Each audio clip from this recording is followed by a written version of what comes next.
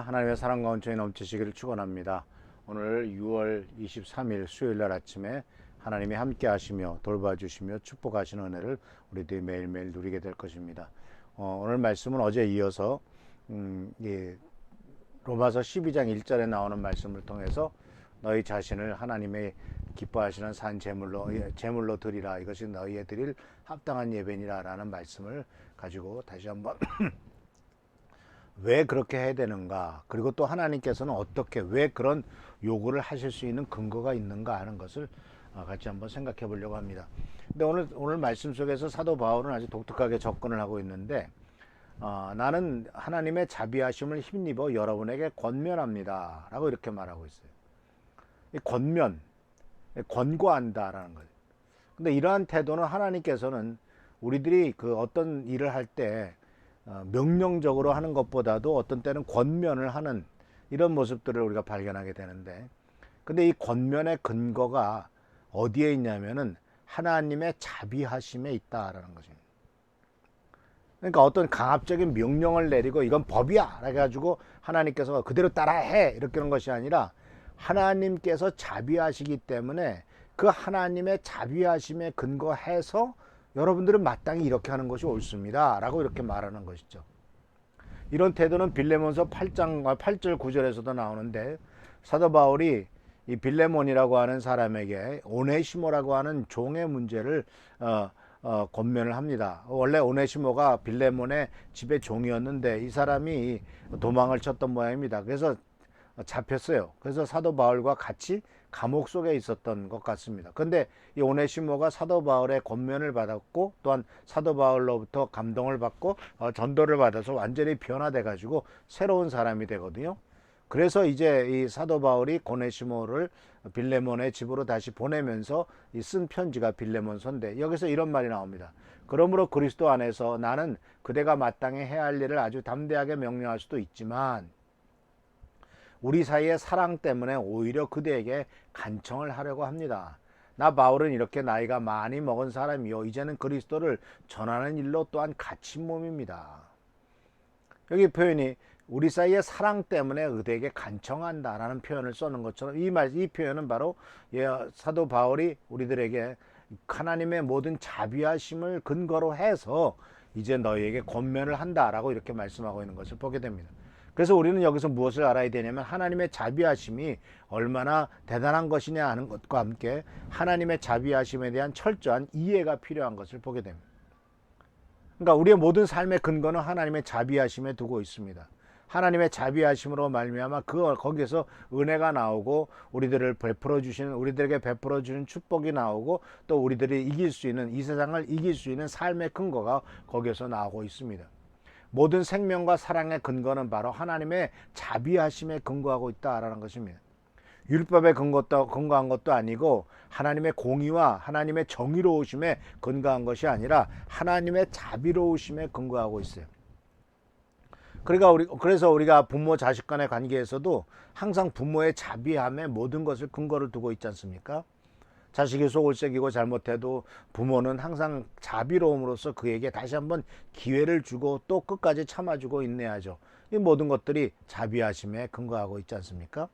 그래서 이런 하나님의 그런데 이런 자비하심 속에서 우리들에게 또한 우리들에게 권면하고 있는 것에 대한 중요한 메시지가, 이제 그 근거를 우리가 찾아본다면 고린도전서 6장 19절에서 20절에 나오는 말씀 속에서 사도 바울이 우리들을 향해서 너희 몸을 거룩한 산 제사로 드리라고 하는 이 명령의 중요한 근거를 찾아볼 수가 있습니다. 고린도전서 6장 19절에서 20절에서 이렇게 되어 있습니다. 여러분의 몸은 여러분 안에 계신 성령의 성전이란 것을 알지 못합니까? 여러분은 성령을 하나님으로부터 받아서 모시고 있습니다. 여러분은 여러분 자신의 것이 아닙니다. 여러분은 하나님께서 값을 치르고 사들인 사람들입니다. 그러므로 여러분의 몸으로 하나님을 영화롭게 하십시오. 이 말씀 속에서 우리가 배우는 것은 바로 뭐냐면, 우리의 몸의 주인은 내가 아니다라는 겁니다. 우리 몸의 주인은 내가 아닙니다. 왜냐하면은 우리들은 죄의 노예로서 살았는데, 하나님께서 예수님을 이 땅에 보내셔서 죄값을 치르게 하심으로 이제는 그 죄의 노예에서 벗어나 의로움의 종이 되었다라는 것이죠. 그러니까 그 값을 치른 사람 것이 된 겁니다. 근데 누가 값을 치르셨습니까? 하나님께서 예수님의 값을 치르셨습니다. 그래서 여러분은 하나님께서 값을 치르고 사들인 사람입니다. 다시 말하자면 우리들은 하나님의 소유물이다, 그런 얘기죠. 근데 이 세상 사람들처럼 소유물을 자기 마음대로 막 함부로 하고 또 자기가 하고 싶은 대로 하는 그런 존재는 아니고, 하나님이 우리를 소유물로 삼으셨을 때는 우리들을 축복하시고 하나님 나라에 쓰임받는 존재로서 또 하나님께서 계획하셨던 멋진 그 일들을 하는 도구로 쓰임 뿐만 아니라 또 하나님 나라의 그 보물로서 우리들을 여기시고 계시지 않습니까? 그래서 사랑하는 성도 여러분, 그래서 이 하나님께서 값을 치르고 사들인 사람들인 우리들은 그 값을 치르고 샀을 때 성령님을 우리들에게 보내셔서 여러분은 성령을 하나님으로부터 받아서 모시고 있습니다. 다시 말하자면 성령님께서는 하나님을 대신해서 우리들 속에 계시면서 우리들의 주인이다, 그런 얘기죠. 그래서 이 성령 하나님이시죠. 하나님이 계신 곳이 무엇입니까? 성전입니다. 거룩한 전입니다. 그래서 여러분의 몸은 여러분 안에 계신 성령의 성전인 줄 알지 못하느냐라고 말하고 있죠. 그래서 여기서 중요한 포인트는 바로 육신을 성전이라는 것이라고 생각한다는 거죠. 영적인 것이나 또는 정신적인 것을 우리들의 하나님의 성전으로 생각하는 것이 아니라 육신을 하나님의 성전으로 본다는 거예요. 그렇기 때문에 어제도 말씀드렸습니다만 바로 우리의 몸들을, 우리의 지체들을 하나님이 기뻐하시는 제물로, 하나님이 기뻐하시는 도구로 드리라 라고 이렇게 우리들에게 말씀하고 있는 거죠. 그래서 우리들은 우리들 것이 아닙니다. 핏값으로 사셨습니다. 그래서 우리는 몸으로 하나님을 영화롭게 해야 됩니다. 우리의 몸은 육신의 쾌락과 즐거움과 이 세상에서의 만족을 추구하는 도구로 쓰임받는 것이 아니라 하나님을 영화롭게 하는 도구로 쓰임을 받아야 됩니다. 그래서 사랑하는 성도 여러분, 우리들은 분명히 우리들의 상태를 알아야 됩니다. 에베소서 2장 1절에서부터 5절까지 나오는 말씀 속에서 우리들의 상태를 이렇게 표현하고 있습니다. 여러분은 전에는 허물과 죄로 죽었던 사람들입니다. 그때 여러분은 허물과 죄 가운데서 이 세상의 풍조를 따라 살고 공중의 권세를 잡은 통치자, 곧 지금의 불순종의 자식들 가운데 작용하는 영들을 따라 살았습니다. 우리도 모두 전에는 그들 가운데서 육신의 정욕대로 살고 육신과 마음이 원하는 대로 행했으며 나머지 사람들과 마찬가지로 날 때부터 진노의 자식이었습니다. 그러나 하나님은 자비가 넘치는 분이셔서 우리를 사랑하는 그 크신 사랑으로 말미암아 범죄로 죽은 우리를 그리스도와 함께 살려주셨습니다. 우리 여러분은 은혜로 구원을 얻었습니다.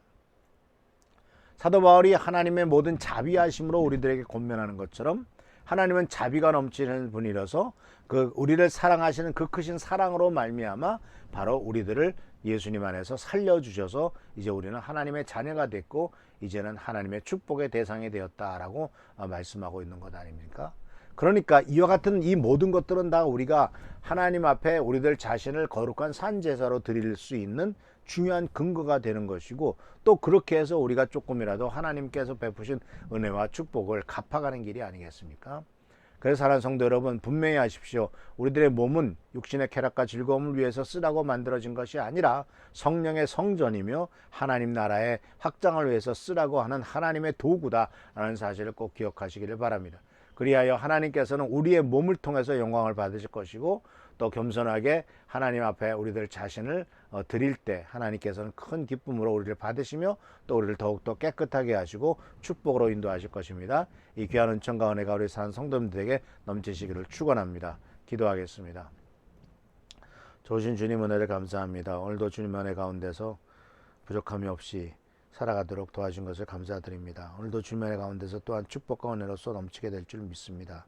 간절히 감각고나 어깨는 우리들의 삶을 회복시켜 주시고 우리들의 삶 속에 하나님의 위로와 도우심과 돌보심이 항상 차고 넘치도록 하시며, 또한 우리들이 하나님의 도구로서 쓰임받고 우리들의 몸으로 하나님의 영광을 돌리는 우리의 삶이 되도록 주여 인도하여 주옵소서. 주께 감사하고 예수 그리스도의 이름으로 축복하며 간절히 기도하옵나이다. 아멘. 오늘도 주님의 은총과 은혜 가운데 승리하는 여러분 되시길 축원합니다. 아멘.